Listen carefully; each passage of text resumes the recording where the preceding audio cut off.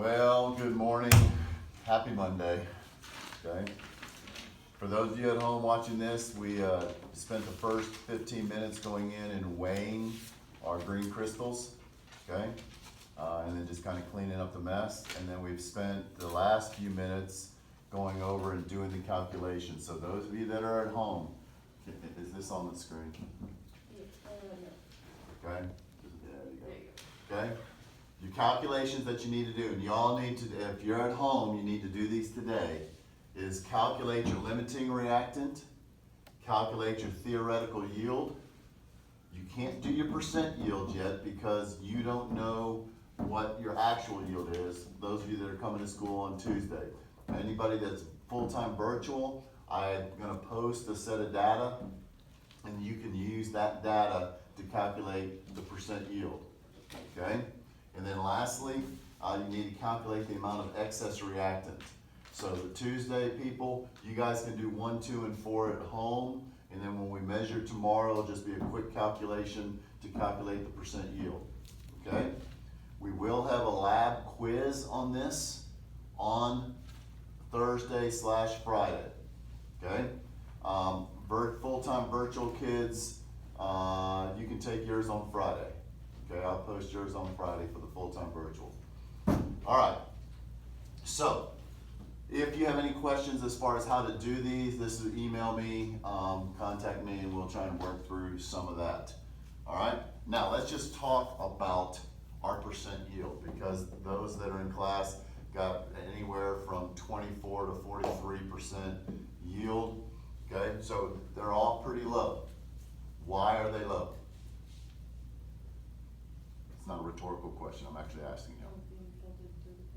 Say that again? So like it went through the filter paper. Why would it have gone through the filter paper? Because not all of it precipitated. Not all of it precipitated, because when we look at our solubility curve, we got it into an ice bath, okay?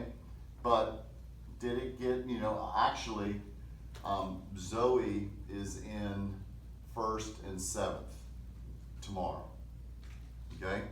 So hers sat in the ice bath for the whole, she finished the part and then sat in the ice bath from 1st to 7th period.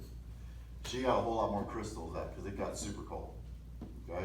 It had time to really crystallize out. So she should have a decent yield, assuming the recrystallization process. So we didn't necessarily get it all out. Paul, what did you say was one of your errors?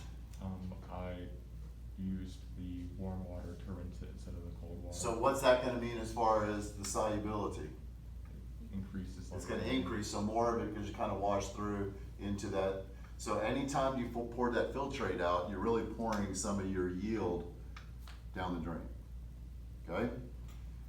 Now, are there any other complications in this lab? Anything that could have messed things up, your yield?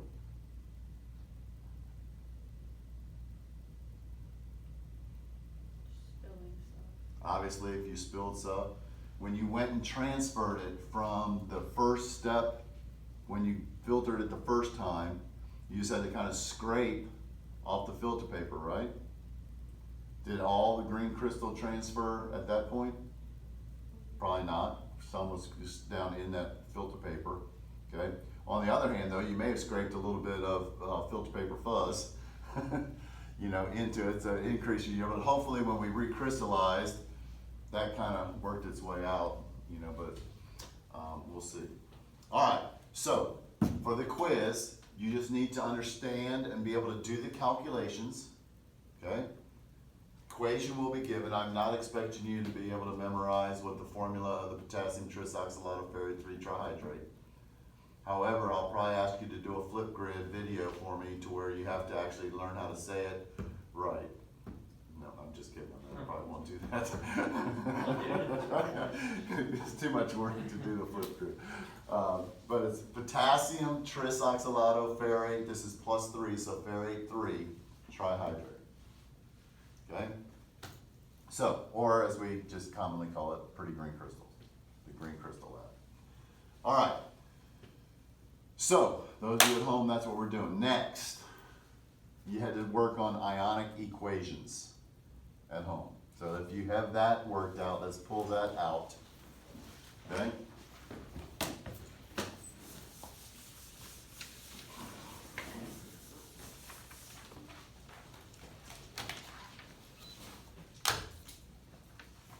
Would anybody bet me a nickel you got these all right?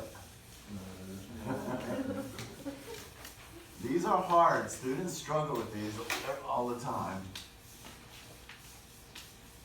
But AP always asks for net ionic equation only.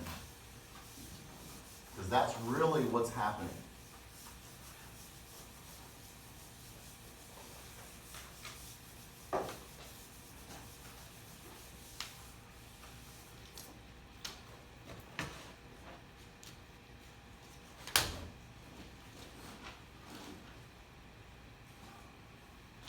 Okay. I don't think I'm going to be able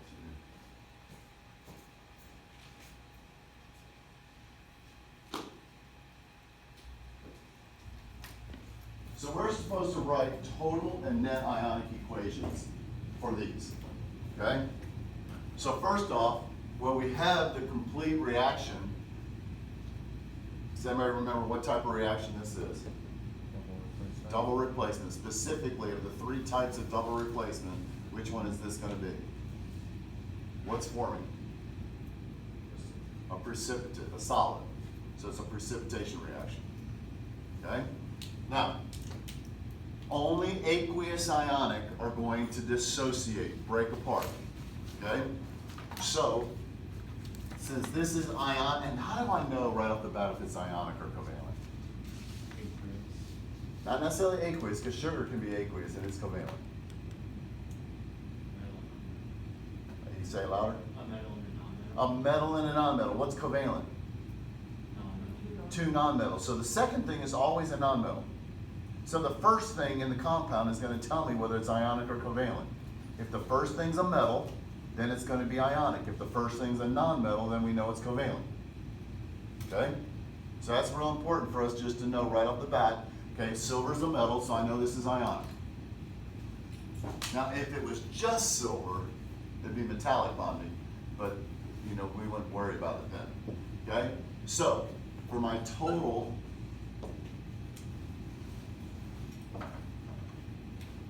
okay, what's this going to dissociate into? Ag, and since they're ionic equations, what's the definition of an ion? Charged particle. Therefore, it's not just going to be silver. What's the charge going to be on silver? +1. Now, we're going to know that in one of two ways.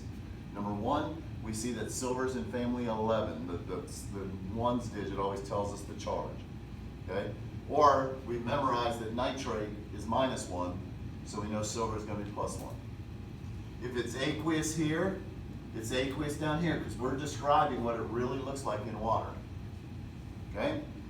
So, plus the NO3 minus. What's KCl going to dissociate into? K plus Cl minus. What about AgCl? Does it dissociate? What's the only state that dissociates? Aqueous. Okay, it don't matter which way you say it. Okay? Solids, liquids, and gases are always going to be together. Only aqueous are going to be dissociated. So we're going to get AgCl, solid, plus K plus, and NO3 minus. Okay? And did you guys move that back? Okay? So, we get all of these ions. Okay? Now, what do we call the ones that are the same on both sides? So, what are my spectator ions? Potassium and nitrate. Now, y'all, all alkali metals are always soluble, which means that all alkali metals are always going to be spectator ions. All nitrates are always soluble, which means the nitrates are always going to be your spectator ions. Okay? Whatever's aqueous over here, that's your spectator ions. Just if you want to shortcut it. If we wanted to get to a net ionic equation without doing the total, we wanted to get there quickly, we just know it's going to be Ag plus Cl minus, making AgCl solid. Okay? Just again, be efficient. But generally we write the whole thing. So my net,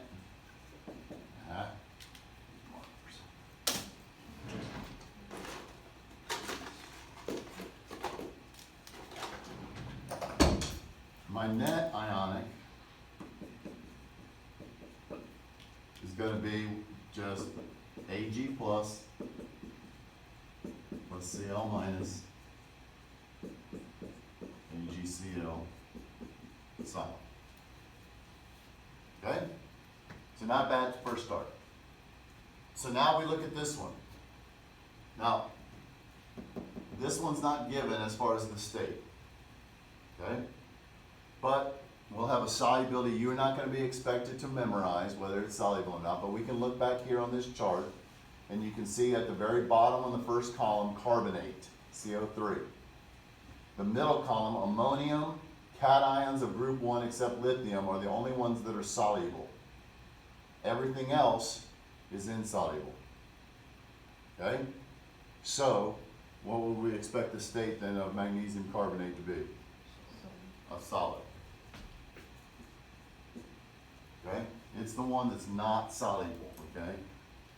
The only ones would be ammonium carbonate, sodium carbonate, potassium carbonate. Those are the only ones that would be aqueous. All other carbonates. So most carbonates, most hydroxides are insoluble. All right, so that means then we're going to do the exact same thing. So what's my net ionic equation if we just went straight to the net based upon what I just said? Mg plus CO3 gives you AgCO3. Okay, but Mg is going to be what charge? 2 plus. So it's going to be Mg 2 plus. Now how can we know that it's 2 plus? There's two ways.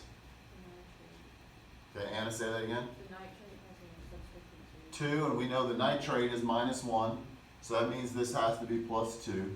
What's the even simpler way? Periodic table, right? Which column is magnesium in? It's the second column, family group 2, and therefore they're all +2. Okay? Plus, and then carbonate is just one we really should memorize. But until we memorize it, we just look up here and see that carbonate is 2 minus. And then we're going to get magnesium carbonate solid. Does everybody see how to go directly to the net? Whatever's aqueous over here is going to be your spectators. Okay? So now just because it was required, the total Mg2 plus what? 2. This comes up here because the ion is the NO3 minus ion. Okay? So we're just going to get 2 of them. So you're going to get 2 NO3 minuses. So one of the confusing things for students throughout the years has been when is the subscript become a coefficient, when do you keep it? If it's part of the ion, you keep it. If there's more than one of those, there'll be in parentheses in a 2. That tells me I have 2 nitrate ions. So the more familiar and comfortable you are with these polyatomic ions, then the better you're going to be as far as knowing how to break these apart. Okay? So again, the ion is Na plus ion. So it's going to be 2 Na pluses plus a CO3 2 minus goes to Mg CO3 solid. What's wrong with this equation? It's not balanced. It's not balanced, right? So we need to really put a 2 right there, and we get 2 Na pluses plus 2 NO3 minuses. So always make sure that you balance your equation. Did y'all pick up on that? Did you guys balance it as you did it? Okay, good. All right, and so then we can see the spectators obviously are the sodium and the nitrates. They have to be exactly the same on both sides. Shouldn't the bell be ringing like right now?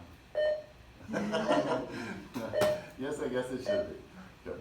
All right, we're gonna pick this up in the second period, but we're gonna take a break. I'll put it in a part 2 video.